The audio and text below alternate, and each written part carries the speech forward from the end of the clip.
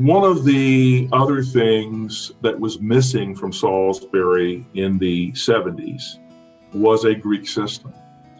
And so, ironically, back in 1974, Mike Scarborough, who obviously the Scarborough Student Leadership Center, and some students went to approach the Dean of Students. He was Orrin Robinson at the time, and Audrey Stewart was the Associate Dean of Students, and Dick Yopes was the Dean of Men. They were the three people that comprised the student life office. And Dr. Crawford had been a Lambda Chi Alpha, and so he certainly had been a fraternity guy himself.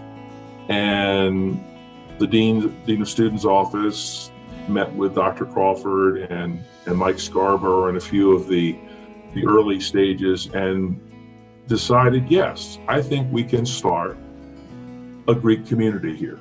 I'm taking it slow, but we're going to start it off. So the first fraternity to actually start the Greek community was SAE, Sigma Alpha Epsilon. However, it was not the first fraternity to actually get its national charter. So while SAE may have started the Greek community there and was the first group to organize, it was not the first group to get chartered. My first on-campus group that I was part of was the NAACP chapter, which I was encouraged to go to by my RA, or at least the RA on the second floor with Commodore Hall, Darren Jackson at the time.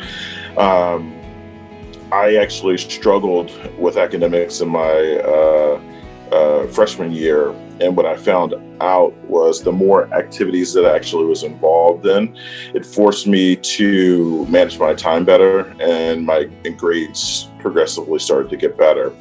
So SGA had always had an interest in, and that was, I would say, my first love at the university. And then continued to do other activities such as SOAP, which I had a whole lot of friends from SGA and just friends in general who were in SOAP, so it made it very easy to transition over to there. In addition to that, I was in the Spanish club, and Spanish was my minor, so doing those activities and those cultural events on campus were just another way that I was able to get involved. The radio station underwent a lot of metamorphosis. It obviously was interesting to have a radio station and annex going on in a dorm, even though it was in the basement. It caused some challenges in itself, but it was very popular. There were very unique shows. The programming was done well. Then the campus started putting in irrigation. And so all those wires that were run by the students, not documented in any plans or blueprints, were all dug up as they finally put the irrigation in there back in the 80s. There was no irrigation before that. So back when I was working there, a guy by the name of Tony Broadbent was a student interested in the radio station. And we got together, put the budget together, got some money from Dave Gano and some others, and actually found space in Tall's gym after Mags had opened up. And we actually were going to move the radio station to a much bigger spot in Tall's gym where the offices were.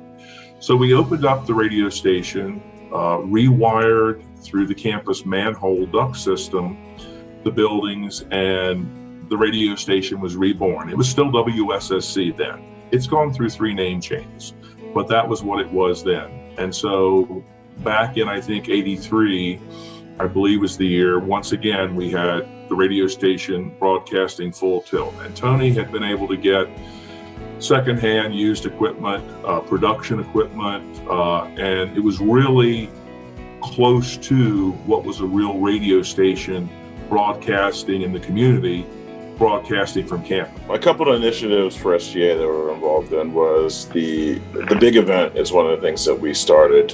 The town-gown relationship was very strained at the time. So one of the things that we came up with that we could do was to give back to the community.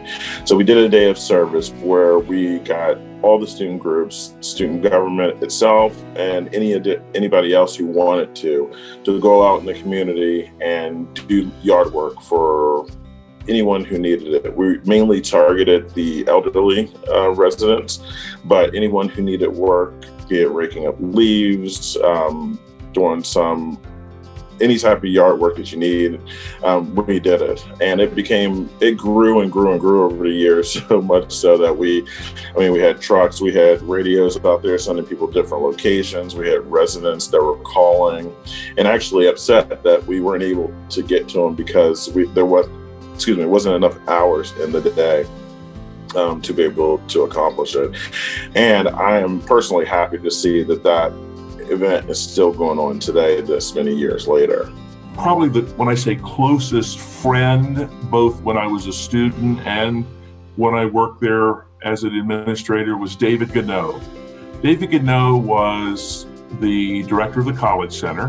He brought several cultural events to the university. I remember bands that were popular in the 70s, like Pure Prairie League, 38 Special, some of the ones we hear that are classic rocks now that actually perform in either Tall's gym or later on in Mag's gym on campus.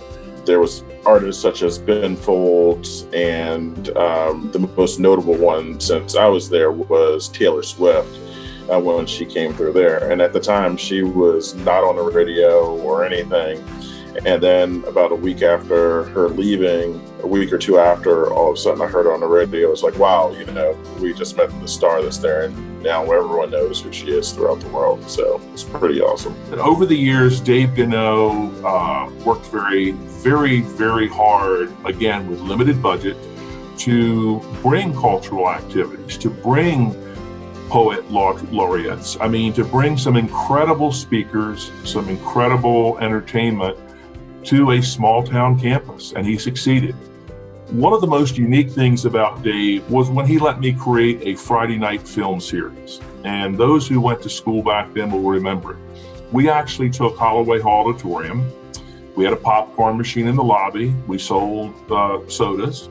We sold tickets ahead of time because it was usually sold out.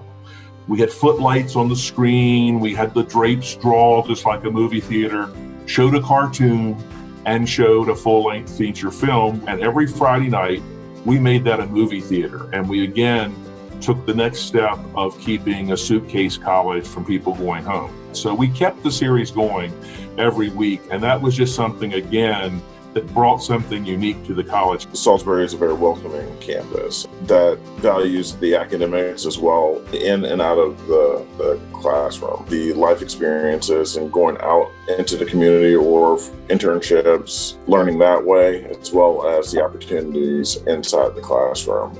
The staff, not staff too, but the faculty are very dedicated to their students and go above and beyond outside of the classroom to make sure that they're available to help anyone who has any issues get the assistance that they need. It's what Salisbury made me.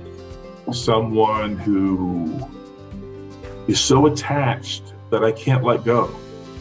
It's part of me. Sammy's part of me.